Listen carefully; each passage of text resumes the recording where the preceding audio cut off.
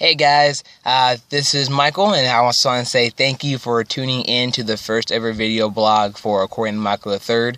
If you haven't been to my website, it is According to Michael III, and for the third is 3 I's, just 3 I's, so According to Michael, and then blogspot.com. Go ahead and check it out. I haven't written anything in about a year or so. I've been a little busy, but it is basically, I do cover all things entertainment to let you know what's going on, what's happening, and see what everyone likes and everything.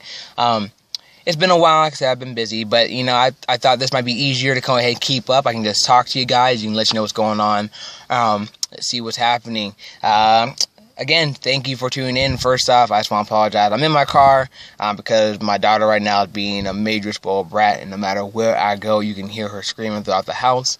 As you can see, my car seat in the back. So I'm in the car right now, so I'm trying to make this quick. It is hot, and I'm frankly wearing a long sleeve shirt. I don't know what I was doing today.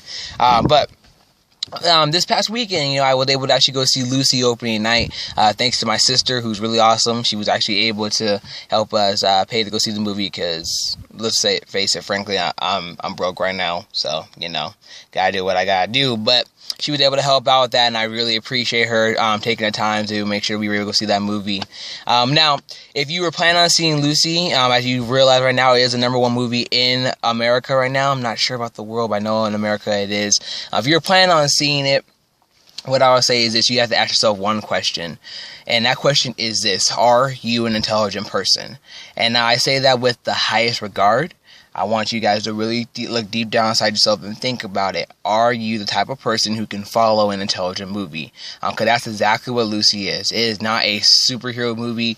It is not really even an action movie. It is a thinking movie.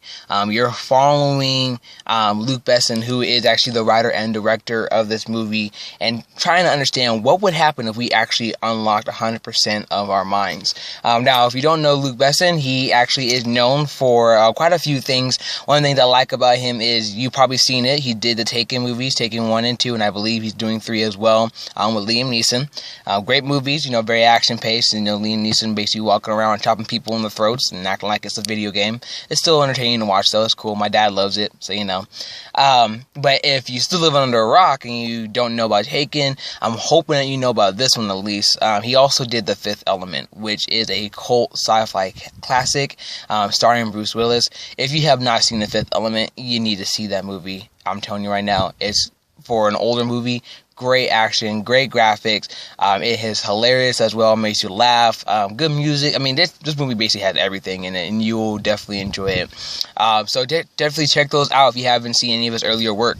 Now with Lucy, like I said, it's a very intelligent movie. You want to make sure that you are paying attention the whole time.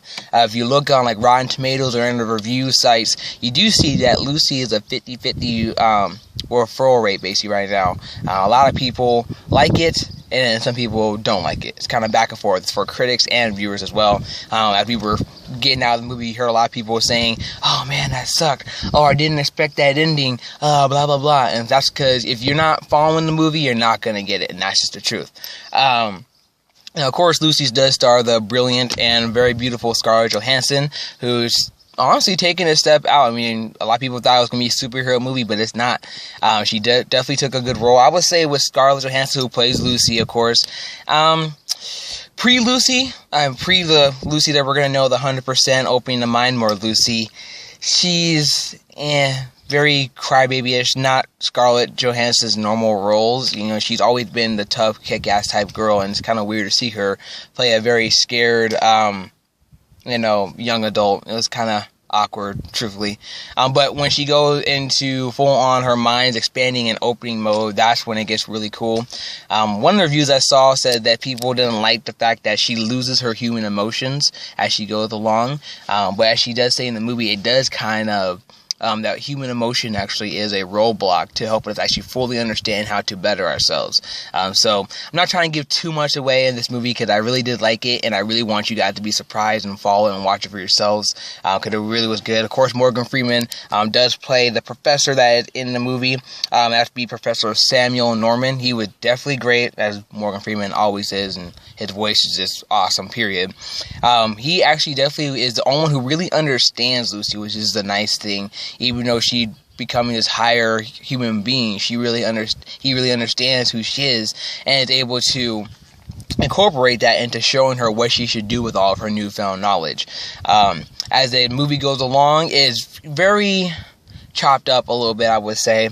One thing that Luc Besson does in this movie is he has, as they're explaining what's going on with the human mind, how it works and everything, it chops it up into random clips from, like, say, National Geographic or anything like that. So with that, in that sense, it's alright. I mean, some of the clips were okay. At the beginning of the movie, when Lucy's first getting involved with the drug trafficking ring, it's kind of not really that important. But when it goes into Morgan Freeman as a professor explaining how the human mind works, and then further into Lucy opening up her mind more and more once the drugs start affecting her DNA, that's when it goes into those extra clips are there to really actually kind of brighten up the moment and really explain to you what's going on. Luc Besson definitely understood that this was going to be a movie you needed some extra help following, and so that's why it definitely is important.